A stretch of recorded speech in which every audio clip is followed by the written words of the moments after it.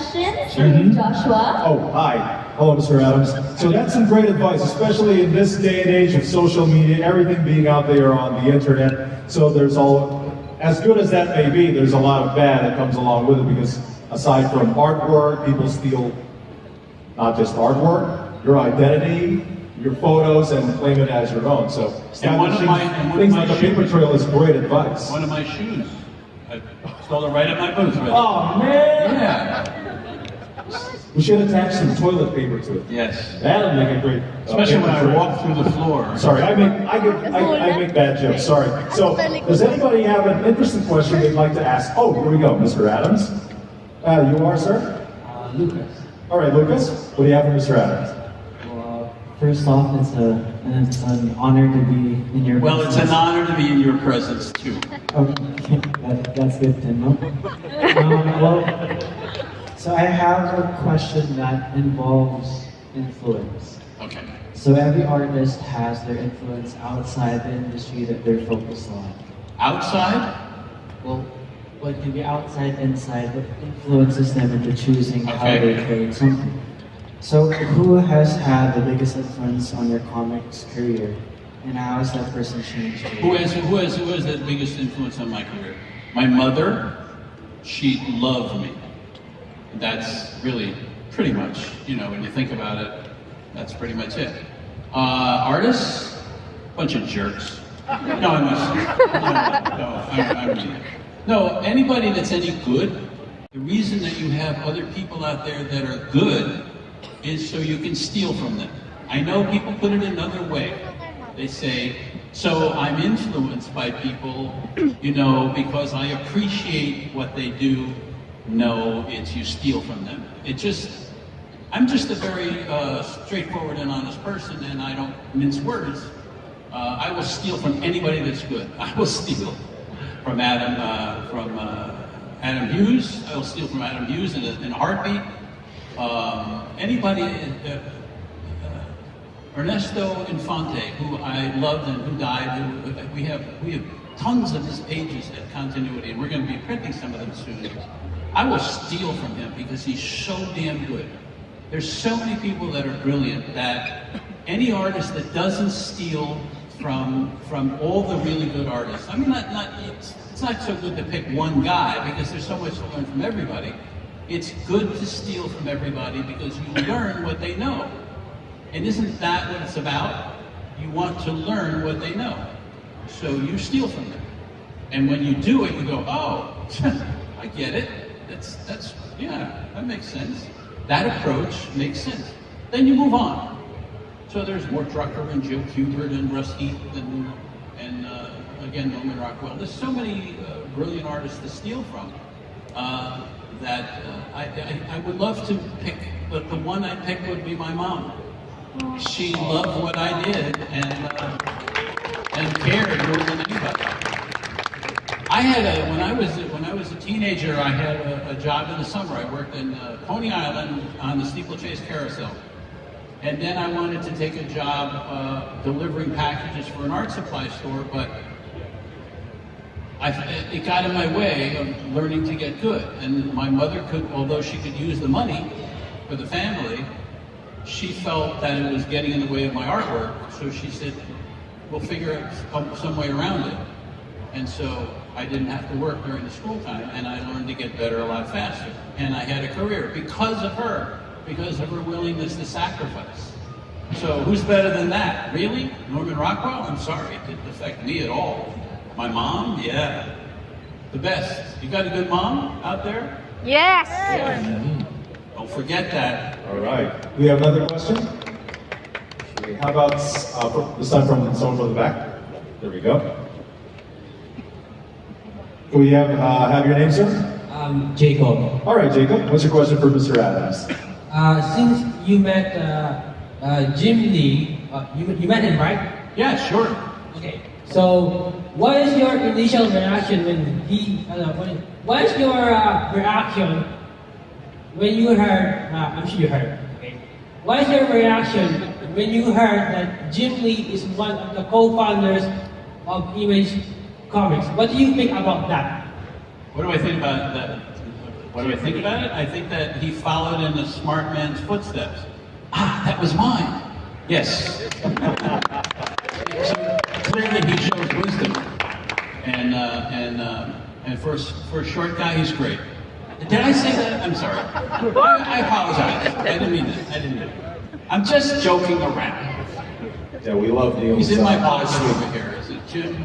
Another question? Oh, here we go. Gentleman from the front. Your name, sir? Hi, my name is Adrian from Bird Rage, Philippines. I just have a question that I've always wanted to ask. We live in a very politically polarizing time. No kidding. Yeah. Whether it's in the US or especially here in this country. But you wrote, and you were one of the people involved in a comic book storyline that involved two people from different sides of the political spectrum, Green Lantern and Green Arrow. And it showed Green Lantern the cop with Green Arrow the socialist. And I love that storyline so much. What do you think is the role of the creator these days to show conversation between people from different sides of the political spectrum? And how can creators help in fostering conversation, civil conversation?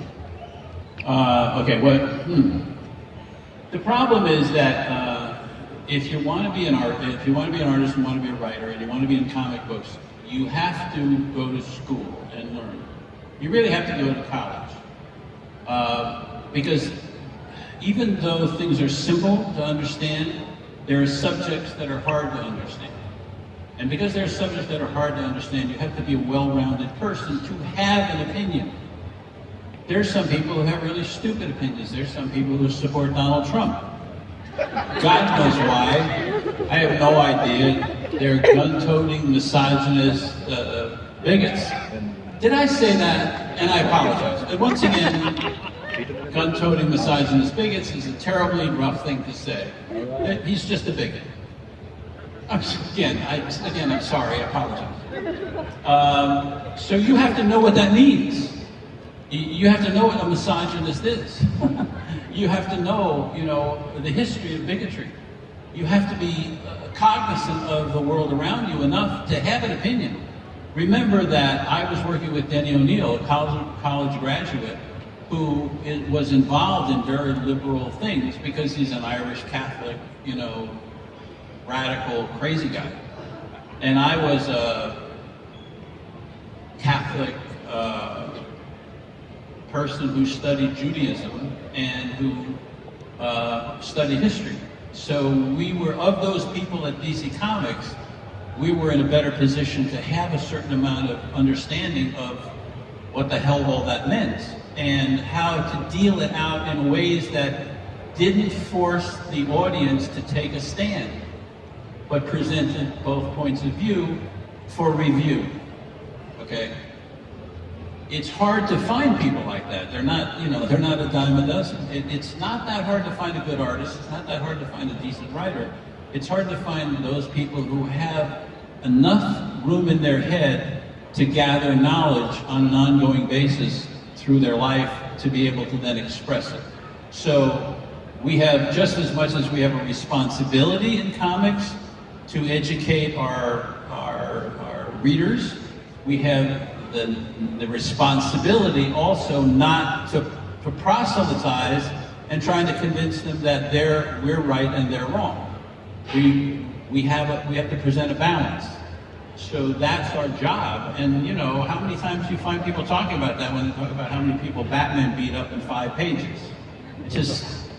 It's different. Yet we are looking for that because there's too much going on in the world that it seems like we're on the edge of world peace while all this crap is going on with, the people that we were referring to.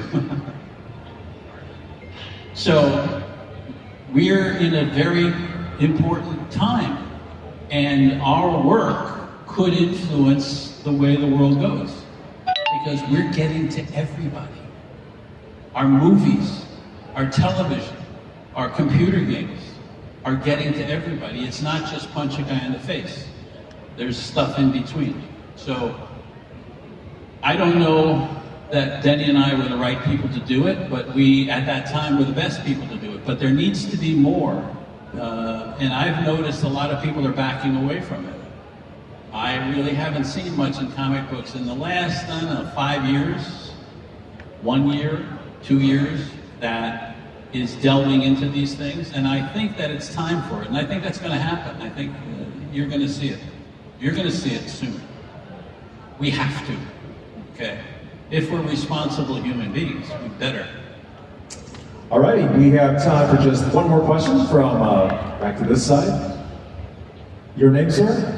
Hi, I am Omar Guerrero. I'm a member Hey, Omar. of comic book groups here in the Philippines.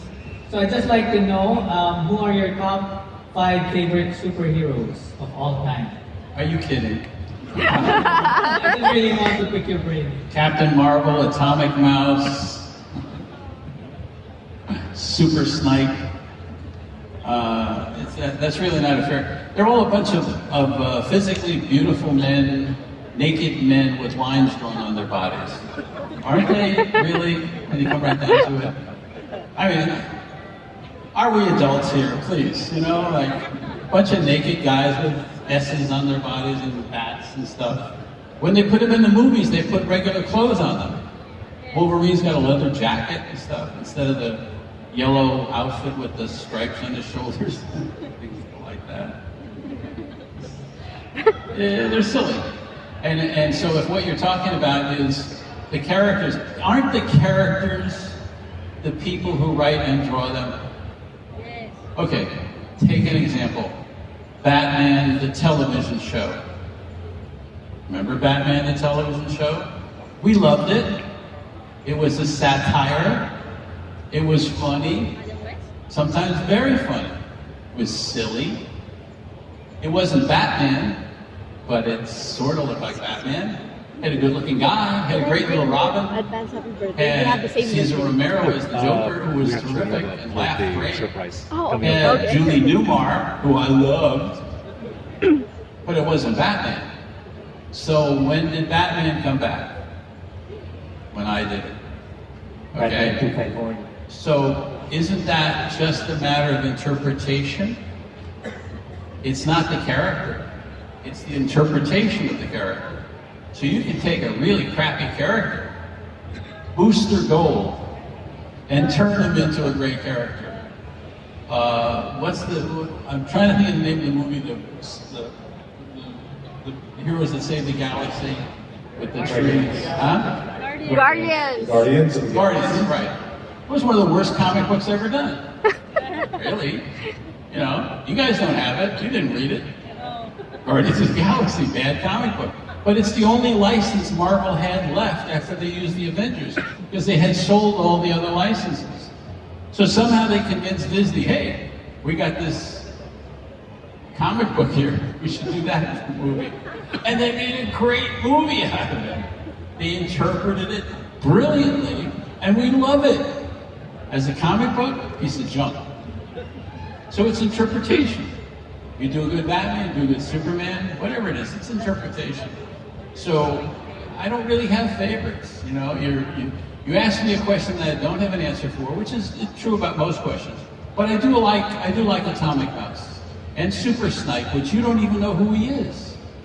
Well, there you go. What kind of a fan are you?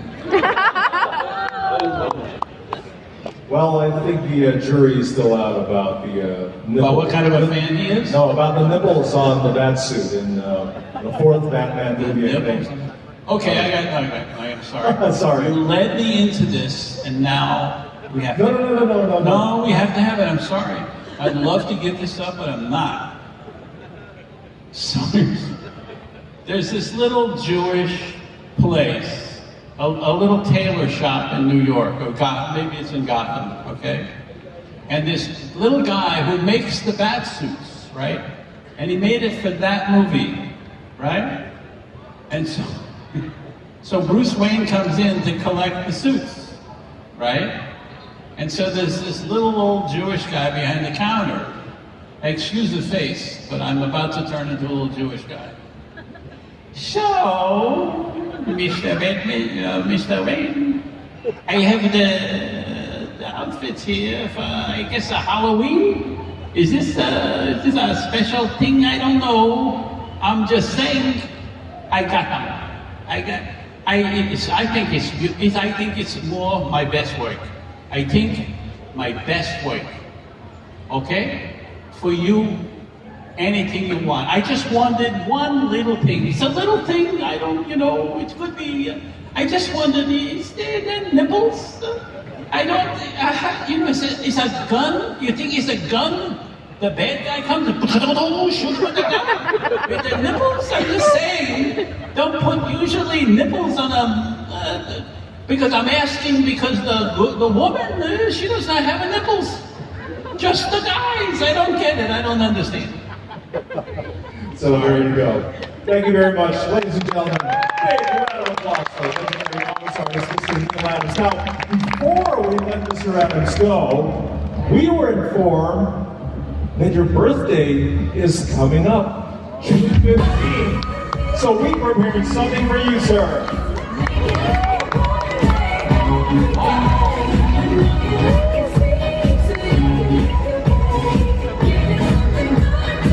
So we want to let it be known that Mr. Neal Adams' birthday was celebrated in advance, but nonetheless celebrated here at TOYCON PopLife FanXperience. Happy birthday, Mr. Neal Adams!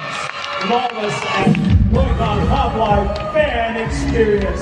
Big round of applause once again, everybody. Mr. Neal Adams! Happy birthday, sir!